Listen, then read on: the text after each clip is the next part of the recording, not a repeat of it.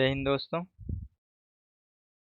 आज हमारे ये प्राचीन इतिहास के बारे में जो देख रहे थे, आज हमारा ये चैप्टर 6 है। ठीक है, तो इसके बारे में आज हम लोग को देखना है, जिसमें कि हम लोग को देख रहे थे चैप्टर 6.2 यानी कि चैप्टर 6 का पार्ट 2। ठीक है, जिसमें हम लोग जैन धर्म को देख रहे थे। पिछले वीडियो में हम लोग इसको कंप्लीट नहीं कर पाए थे। आज हम लोग इसको कंप्लीट करेंगे। ठीक है ना, तो चलिए देख लेते हैं अब यहाँ से जैन धर्म में क्या क्या और हम लोग को पढ़ना था आगे। एक बार तुरंत इसको रिवाइज कर लेते हैं। ठीक है ना, देखिए यहाँ पे जैन धर्म के प्रथम तीर्थंकर थे ऋषभदेव। ठीक है, और 23वें कौन थे? पार्श्वनाथ। ठीक है, और इनके द्वारा जो दी गई शिक्षा थी उसमें 4 शिक्षा दी गई थी, जैसे कि हिंसा नहीं करना है, सदा सत्य बोलना है, चोरी नहीं करना है, संपत्ति नहीं रखना है। ठीक है, पांचवा जो महावीर के द्वारा दिया जाता है। ठीक है, तो उसको याद रखेंगे। पांचवा जब आएगा हम लोग उसको उस समय डिस्कस कर लेंगे। ठीक है ना, यहाँ पे बस अपने को इतना ध्यान रखना है कि ये जो पार्श्वनाथ थे इनके द्वारा 4 शिक्षा दी गई थी। यहाँ पांचवा शिक्षा हम लोग आगे मैं बताऊंगा, ब्रह्मचर्य का पालन करने के लिए महावीर जैन जो है वो बताते हैं। देखिए आगे हम लोग देखते हैं यहाँ पे ये महावीर स्वामी महावीर जो हैं इनका 24वें तीर्थंकर थे, यानी कि अंतिम थे। ये अंतिम तीर्थंकर थे। इनका जो जन्म हुआ ये 540 ईस्वा पूर्व में, और ये कुंडल ग्राम वैशाली में हुआ था। जो इनके पिता थे सिद्धार्थ, ठीक है, और माता त्रिशला, और इनकी जो पत्नी थी यशोदा, और पुत्री अनुजा प्रियदर्शनी। ठीक है, और इनका बचपन का नाम क्या था? वर्धमान। ये सब हम लोग देख चुके थे। यहाँ पे 30 वर्ष की उम्र में इन्होंने संन्यास ले लिया था, वो भी हम लोग देख चुके थे। फिर 12 वर्ष ये कठिन तपस्या करते हैं, और फिर यहाँ पे ये जृम्भिक के समीप ऋजुपालिका नदी के तट पर वृक्ष साल, ठीक है, वृक्ष सॉरी साल वृक्ष के नीचे ये तपस्या करते हैं। ये भी हो गया। उसके बाद से उनको ये ज्ञान की प्राप्ति होती है। ये सब हम लोग देख लिए थे। इनका जो उपदेश है वो प्राकृत यानी कि अर्धमागधी भाषा में दिया गया था, और महावीर के प्रथम अनुयायी जो थे वो इन्हीं के दामाद जामिल बने थे। ठीक है, अब हम लोग आगे देख लेते हैं इसको। आगे देखते हैं हम लोग। इसमें हम लोग देखेंगे कि जो प्रमुख तीर्थंकर थे वो कौन से क्रम के थे और उनका प्रतीक चिन्ह कौन सा था। कई बार ऐसा प्रश्न आ जाता है कि ऋषभ देव कौन से क्रम के तीर्थंकर थे, उनका प्रतीक चिन्ह कौन सा था, निम्नलिखित में से ये प्रतीक चिन्ह, ऐसे इस तरीके से भी प्रश्न आ जाता है, ऑप्शन आ जाता है।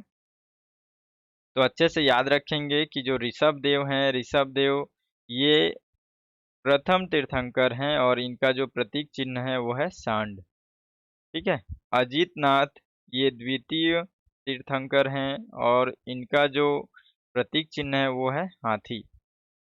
संभव ये तृतीय तीर्थंकर हैं। ठीक है, ये हम लोग जैन तीर्थंकर के बारे में देख रहे हैं। हम लोग अ, जैन धर्म के बारे में हम लोग पढ़ रहे हैं। ठीक है ना, तो ये ध्यान रखेंगे आप लोग। जैन तीर्थंकर में जो संभव हैं वो तृतीय क्रम के तीर्थंकर हैं, और इनका जो प्रतीक चिन्ह है वो है घोड़ा। अरिष्ट नेमी, अरिष्ट नेमी इनको अच्छे से याद रखेंगे। ये 22वें क्रम के तीर्थंकर हैं, और इनका जो प्रतीक चिन्ह है वो है शंख। पार्श्वनाथ, ठीक है, ये पार्श्व भी कहते हैं। तो ये 23वें क्रम के तीर्थंकर है, और इनका प्रतीक चिन्ह है सर्प। और महावीर ये 24वें क्रम के तीर्थंकर है, और इनका प्रतीक चिन्ह है सिंह। ठीक है, तो इस तरीके से याद रखेंगे आप। महावीर में जैसे थोड़ा बहुत अगर यहाँ पे याद रखने के लिए देखिए, महावीर में ह दिया हुआ है सिंह, थोड़ा बहुत इस तरीके से कुछ ना कुछ करके याद रखेंगे। पासर्व में ये यहाँ पे पार्श्वनाथ है, उनका पूरा नाम पासर्व भी। ठीक है, तो जो व के ऊपर र है ना, और सर्प में भी र है, तो इस तरीके से ध्यान रख लेंगे कि जो पार्श्वनाथ है वो 23वें क्रम के तीर्थंकर है, उनका जो प्रतीक चिन्ह है वो है सर्प। ठीक है, और अरिष्ट नेमी ये 22वें क्रम के हैं, इनका है शंख। और जो संभव है तृतीय क्रम के तीर्थंकर। यहाँ पे पूरा 1 से लेकर के हम लोग 24 तक नहीं देख रहे हैं ना, जो इम्पोर्टेंट है बस उन्हीं को देख रहे हैं। तो जो संभव है अपने ये तृतीय तीर्थंकर हैं, इनका है घोड़ा। सभी को घोड़ा चलाना संभव नहीं होता है, तो इस तरीके से भी याद रख सकते हैं, कुछ ना कुछ करके याद रखना है आपको, ठीक है। अजीत नाथ इनका है, अ, ये द्वितीय क्रम के तीर्थंकर है और इनका है हाथी, ठीक है। हाथी से कोई नहीं जीत सकता, यानी कि अजीत नाथ, ठीक है। हाथी अभी लास्ट में है, इस तरीके से करके याद रखेंगे। और ऋषभ देव, ऋषभ ऋषभ भी एक तरीके से ऋषभ से भी हम लोग बहुत अच्छे से याद रख सकते हैं, सांड, ये प्रतीक चिन्ह को याद रख सकते हैं। और ये प्रथम तीर्थंकर है, जैन तीर्थंकर हैं, ठीक है। देखिए एक चीज और है कि इनमें से दो तीर्थंकर जो हैं, एक है ये ऋषभ देव जो कि प्रथम क्रम के तीर्थंकर हैं, और उसके बाद से आता है अरिष्ट नेमी, ये 22वें क्रम के तीर्थंकर हैं। इनको थोड़ा सा खास करके इसलिए याद रखना है इस यहाँ से, क्योंकि हो सकता है कि प्रश्न बन जाए, कई बार इससे बना भी हुआ है। तो ये जो ऋषभ देव हैं और अरिष्ट नेमी हैं, इनका ना उल्लेख ऋग्वेद में भी किया गया है, तो इनका नाम ऋग्वेद में भी मिलता है, तो इसलिए कुछ ज़्यादा ही इम्पोर्टेंट हो जाते हैं। और जो अरिष्ट नेमी जो हैं वो भगवान कृष्ण के निकट संबंधी के रूप में एक तरीके से माने जाते हैं, इनका मान्यता है। तो इस तरीके से अरिष्ट नेमी मतलब 22वें क्रम के, और इनका शंख जो है वो उनका प्रतीक चिन्ह है, याद रखेंगे ऋषभ देव सांड, ठीक है। इस तरीके से याद रखेंगे, प्रतीक चिन्ह है उनका अरिष्ट नेमी का शंख। तो ये इस तरीके से याद रखना है आपको। देखिए अब यहाँ पे आता है हम लोग का जैन धर्म के संप्रदाय, इनके बारे में भी जानना जरूरी है। कई बार प्रश्न इस तरीके से पूछ देता है कि जैन धर्म के निम्नलिखित संप्रदाय हैं, इस तरीके से। तो उसमें आपका ऑप्शन आता है, और देखिए क्या होता है ना, जैन धर्म और बौद्ध धर्म दोनों थोड़ा सा सिमिलर टाइप से हैं, तो हम लोग कंफ्यूज हो जाते हैं। उसको थोड़ा सा ध्यान रखना, आपको अच्छे से याद रखना है कि जैन धर्म में कौन से संप्रदाय हैं और बौद्ध धर्म में कौन सा संप्रदाय है, तो दोनों को थोड़ा अच्छे से ध्यान में रख करके आपको फोकस रख करके चलना है। तो जैन धर्म में दो संप्रदाय हैं यहाँ पे, एक होता है यहाँ पे श्वेतांबर और दूसरे होते हैं दिगंबर, ठीक है। देखिए यहाँ पे क्या होगा कि थोड़ा सा स्टोरी टाइप से अगर हम लोग को ध्यान रहे, तो मैं कोशिश कर रहा हूँ इसमें। जैसे कि देखिए क्या होता है कि जो जैन धर्म है, अभी तो एक ही संप्रदाय चल रहा था उस समय, जैन धर्म का जो भी इनका नियम कानून जो था वही चल रहा था, ठीक है। लेकिन ये पूरा मगध का वो क्षेत्र है, ठीक है। तो मगध के क्षेत्र में क्या होता है कि लगभग 300 ईसा पूर्व उस समय वहाँ पे बहुत ज़्यादा अकाल पड़ जाता है, बहुत ज़्यादा एक तरीके से वहाँ पे लोगों को मतलब एक तरीके से रहना भी मुश्किल हो जाता है। तो ऐसा कंडीशन में क्या होता है कि जैन धर्म के जो अनुयायी लोग हैं, जो लोग जो जैन धर्म को मान रहे हैं, उसका शिक्षा वगैरह दे रहे हैं, ये पूरा ग्रुप, ठीक है, जैन लोगों का एक पूरा ग्रुप, ठीक है। तो उस समय क्या होता है कि जैन धर्म के कुछ लोग, वो लोग जो यहाँ पे देखिए जैन धर्म में ये जो संप्रदाय है श्वेतांबर और दिगंबर, तो श्वेतांबर जो है, श्वेतांबर का जो मुख्य व्यक्ति है वो है स्थूलभद्र, ठीक है। और दिगंबर का जो मुख्य जो व्यक्ति है वो है भद्रबाहु।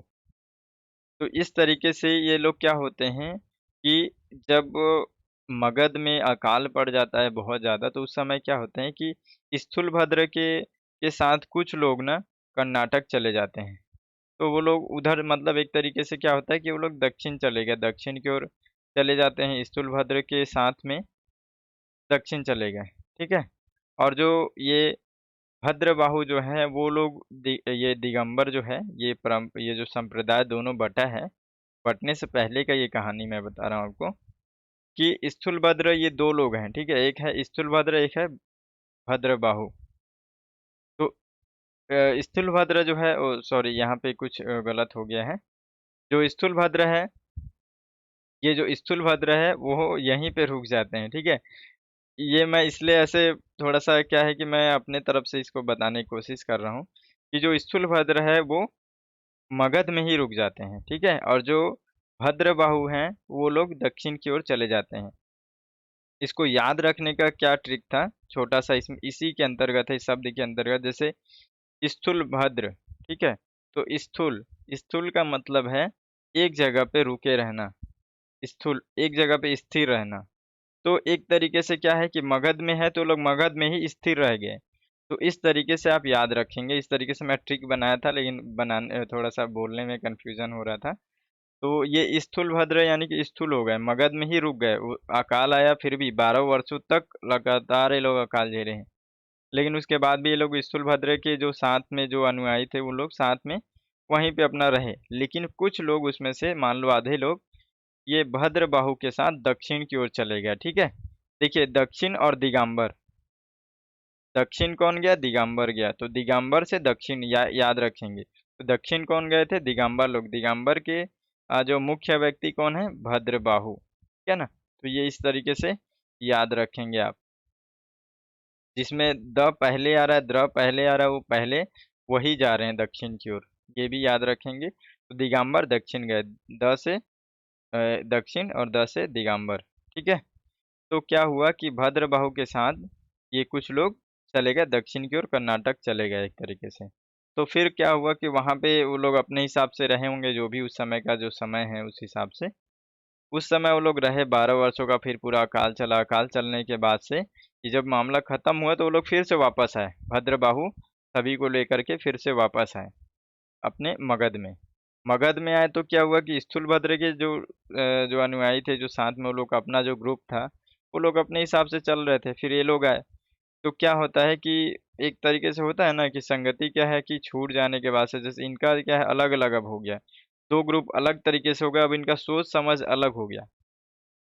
तो जब ये लोग वापस आए भद्रबाहु के साथ, जब लोग ग्रुप इनका भद्रबाहु का ग्रुप जो वापस आया, तो इनमें थोड़ा सा टकरार हो गया, ठीक है, थोड़ा सा एक तरीके से हुआ होगा, जो भी लड़ाई झगड़ा इनका मतभेद हो गया। इनका जो कॉन्सेप्ट वगैरह था वो भी हो सकता है चेंज हो गया होगा, दक्षिण की ओर गए होंगे, तो दक्षिण का अपना एक परंपरा और मानसिक स्थिति, सोचना समझना सब चीज़ों में चेंजेस आया होगा।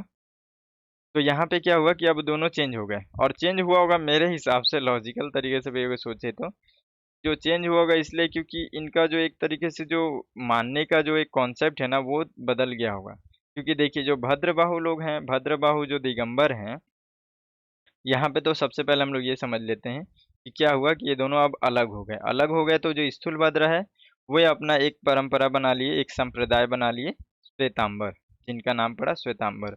भद्रबाहु एक अपना संप्रदाय बनाया जिसका नाम था यहाँ पे दिगंबर, ठीक है। तो जो दिगंबर थे ना, जो दिगंबर का कॉन्सेप्ट है इसको याद रखेंगे कि ये लोग क्या थे, ये जो दिगंबर हैं वो लोग कोई भी वस्त्र धारण नहीं करते हैं, पूरा नग्न रहते हैं, उनका ये मान्यता है, ठीक है। उनको ये उनका एक तरीके से अब जो भी माने परंपरा है अपने धर्म, अपने संप्रदाय के प्रति, ठीक है। और वहीं पे जो स्थूलभद्र के जो लोग हैं, जो स्थूलभद्र के जो श्वेतांबर जो अपना संप्रदाय अलग है, वो लोग श्वेत कपड़ा मतलब एक तरीके से पहनने का उनका अपना संप्रदाय का अपना नियम कानून है। तो हो सकता है यही सब का कॉन्सेप्ट के कारण से ही हुआ होगा, ठीक है। इन लोगों ने कहा होगा कि नहीं कोई वस्त्र धारण नहीं करना, इनका कहना होगा कि श्वेत वस्त्र धारण करना चाहिए। तो इसमें कोई विवाद हुआ वो जो भी हो, तो यहाँ पे आपको ये याद रखना है कि जैन संप्रदाय के अंतर्गत क्या हुआ, दो संप्रदाय अलग अलग बढ़ गए, उसमें से क्या हुआ, एक श्वेतांबर कहलाया और दूसरा दिगंबर कहलाया, ठीक है, अच्छे से याद हो गया। दिगंबर दक्षिण चले गए, श्वेतांबर एक ही जगह पे रुके रहे। क्यों रुके रहे, क्योंकि उसके साथ स्थूल भद्र था, स्थूल एक जगह पे रुका हुआ था, इसलिए श्वेतांबर के लोग भी वहीं पे रुके रहे। इस तरीके से भी आप याद रखेंगे, ठीक है, ये हो गया। अब जैन संगीतिया हम लोग को देखना है। जैन संगीतिया जो है, जैन संगीतिया का मतलब एक तरीके से क्या होता है कि जैन लोगों का एक ग्रुप ना कहीं कहीं पे जा कर के, जैसे अभी भी कहीं पे देखे होंगे, जैसे एक तरीके से क्या होता है कि अ, जहाँ पे आप देखे होंगे ना इधर भजन वगैरह टाइप से कुछ होता है, कहीं कहीं पे कुछ करवाते हैं अपना, एक तरीके से वहाँ पे क्या होता है बहुत सारे लोग आते हैं, फिर ज्ञान की बातें जो चलती हैं, वही चीज़ पहले भी था, ठीक है। तो वो सब यहाँ पे जो जैन संगीतिया है उसको इसी तरीके से उस समय भी करवाते थे। तो पहला जो एक संगीतिया हुआ, यानी कि जैसे हम लोग अभी देखे होंगे इंटरनेशनल वगैरह में क्या सबमिट होता है, मतलब बहुत सारे लोग एक जगह मिलते हैं, फिर एक तरीके से अपने विचारों का ज्ञान का आदान प्रदान करते हैं, तो सेम वैसे ही ये भी है। तो यहाँ पे आप याद रखेंगे तो कि जैन संगीतिया जो है वो प्रथम संगीति जो हुआ था 300 ईसा पूर्व में हुआ था, ठीक है। कहाँ पे हुआ था? स्थल है पाटलिपुत्र। उसके अध्यक्ष कौन थे? स्थूल भद्र।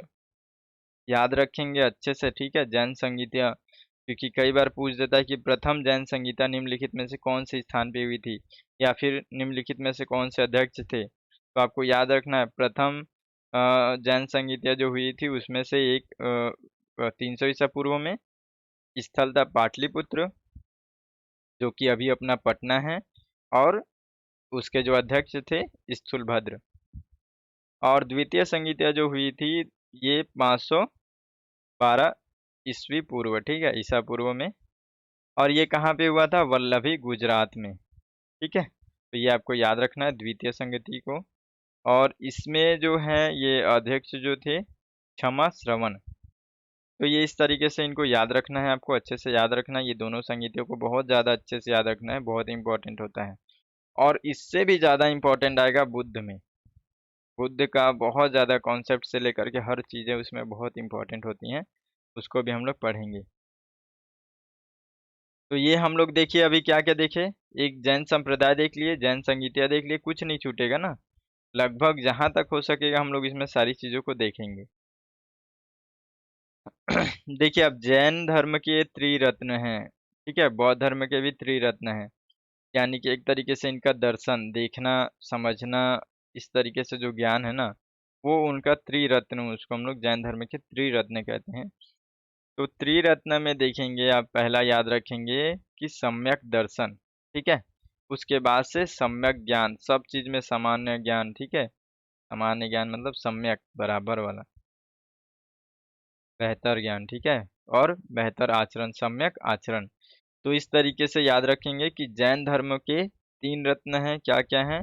दर्शन, ज्ञान, आचरण, ठीक है। सम्यक दर्शन, सम्यक ज्ञान, सम्यक आचरण। तो ये अच्छे से आपको याद रखना है। अब यहाँ पे आता है 5 महाव्रत, ठीक है।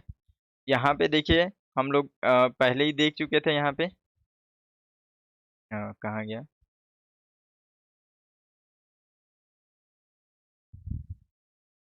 ये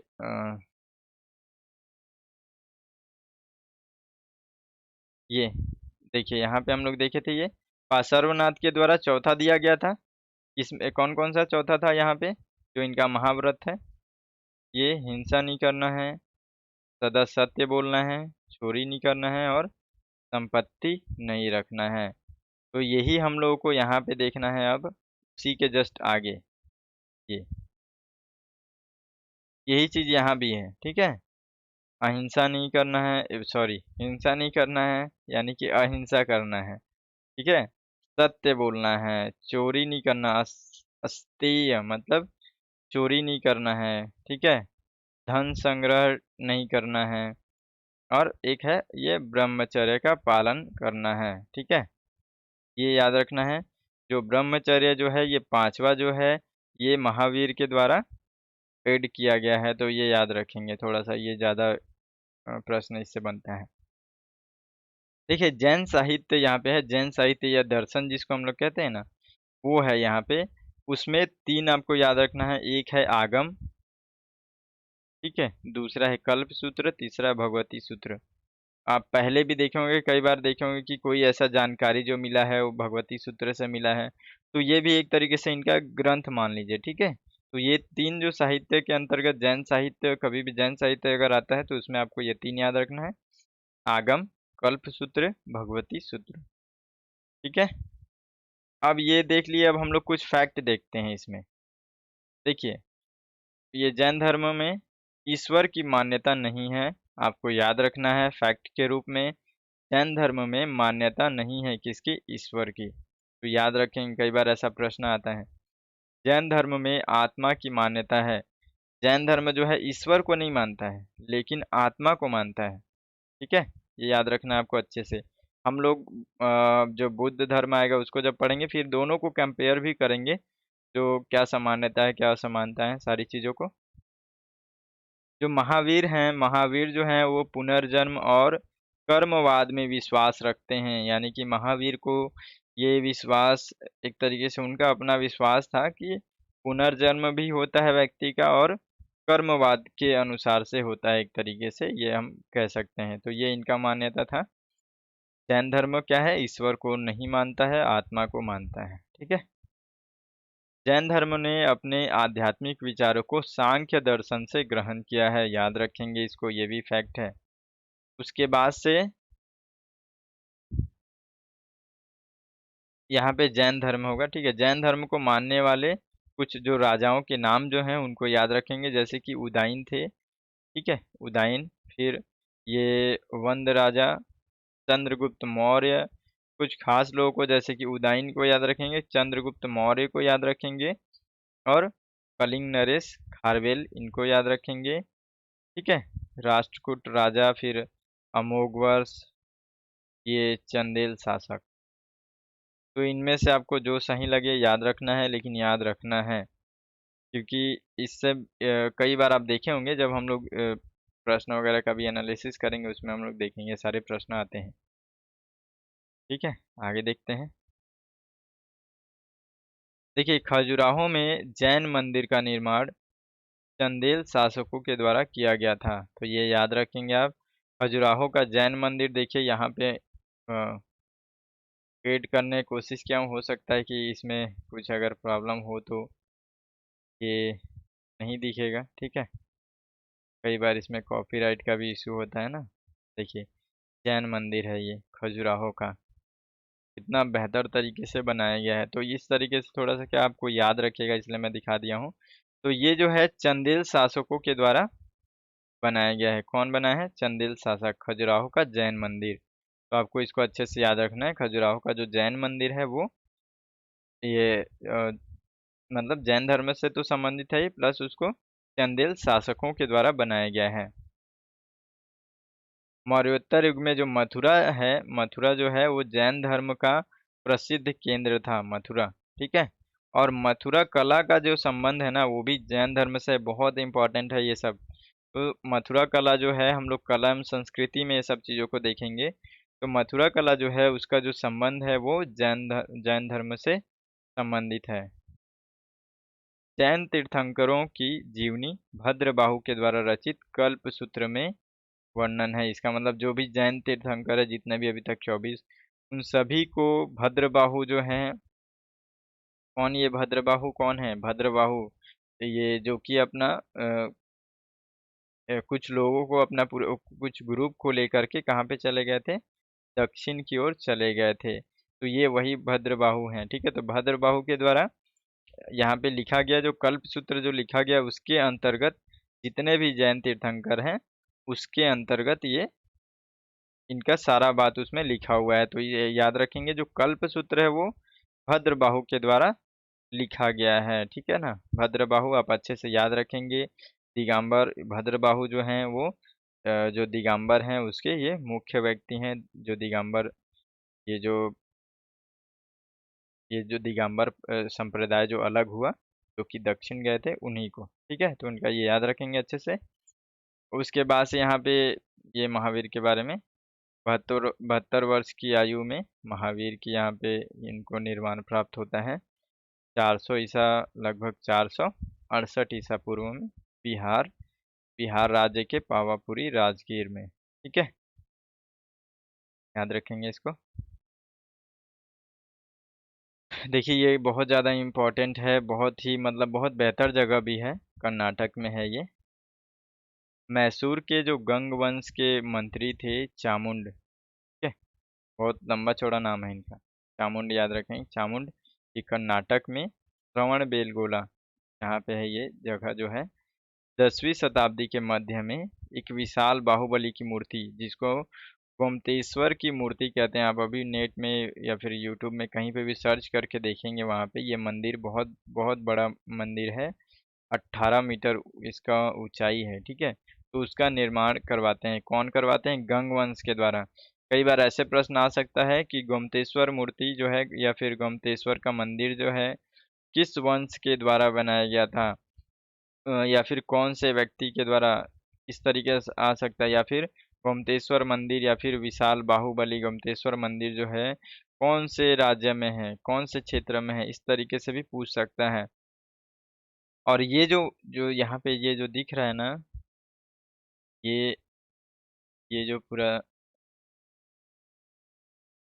ये गोमतेश्वर ये जो मूर्ति है, ठीक है, ये मूर्ति जो है ये पूरा मूर्ति एक पत्थर को काट करके बनाया गया है। तो ये बहुत ही खास बात है उस समय का, इस तरीके से बनाना, यूनिक टाइप से जो बनाना है, पूरा पत्थर को, एक ही पत्थर था ये, एक पत्थर को पूरा काट करके उसको अच्छे से शेप दे करके फिर ये गोमतेश्वर मूर्ति बनाया गया है। तो इसको अच्छे से याद रखेंगे। गंग वंश के द्वारा बनाया गया है। गंग वंश के जो मूर्ति जो सॉरी जो मंत्री थे ये चामुंड, उनके द्वारा बनाया गया, और ये कर्नाटक में कर्नाटक के श्रवणबेलगोला में है। 10वीं शताब्दी के मध्य ये बनाया गया था, ठीक है। तो ये इस तरीके से याद रखेंगे। एक ही चट्टान को काट करके इसको अच्छे से पूरा एकदम फिनिशिंग के साथ बनाया गया है, देख रहे हैं। तो ये इस तरीके से आप याद रखेंगे, ठीक है। लगता है इसी में बहुत ज़्यादा समय हो गया है, तो और कन्फ्यूज़न भी हो जाएगा, तो इसको इसके लिए हम लोग जो बुद्ध का जो है उसको हम लोग अगले चैप्टर में देख लेंगे, अगले वीडियो में। बहुत ज़्यादा वीडियो लंबा हो जाएगा, फिर अधूरा वो भी छूट जाएगा तो अच्छा नहीं लगेगा। उसको क्या है कि उसको पूरा कंप्लीट करने के बाद से तुरंत जैन धर्म और बौद्ध धर्म दोनों को कंपेयर करके भी बताना है। तो उसको हम लोग अगले वीडियो में अच्छे से कर लेंगे। ये जो है आपका बहुत अच्छे से कंप्लीट आप नोट्स बना सकते हैं। और इसी तरीके से आपको अच्छा लग रहा है तो लाइक कमेंट भी कर दें आप, है ना। बहुत मेहनत लगता है भाई सब चीज़ को करने में। तो आप कमेंट कर दीजिए, सब्सक्राइब कर लीजिए, ताकि आपको क्या है शेड्यूल, आपका भी एक शेड्यूल बन जाए। आप भी अपने टाइम पे आधा एक घंटा दे करके अपना एक चैप्टर रोज आप कंप्लीट करते हैं, बहुत अच्छे से पढ़ते हैं। ये सबसे बेस्ट तरीका है, पता है। एक छोटा छोटा चैप्टर पढ़ते रहो, डेली डेली उसको पढ़ो और उसी को बार बार रिवाइज करो, तभी याद होता है। देख रहे हैं कितना सारा चीज़ हम लोग पढ़े, उसको बार बार याद रखना सबसे ज़्यादा ज़रूरी है, ठीक है। फिर मिलते हैं अगले वीडियो में, पूरा बुद्ध का बहुत अच्छे से उसका भी एनालिसिस करेंगे और पूरा उसको कंप्लीट करेंगे, क्योंकि बहुत ज़्यादा इंपॉर्टेंट चैप्टर है वो, ठीक है। मिलते हैं फिर अगले वीडियो में, तब तक के लिए जय हिंद।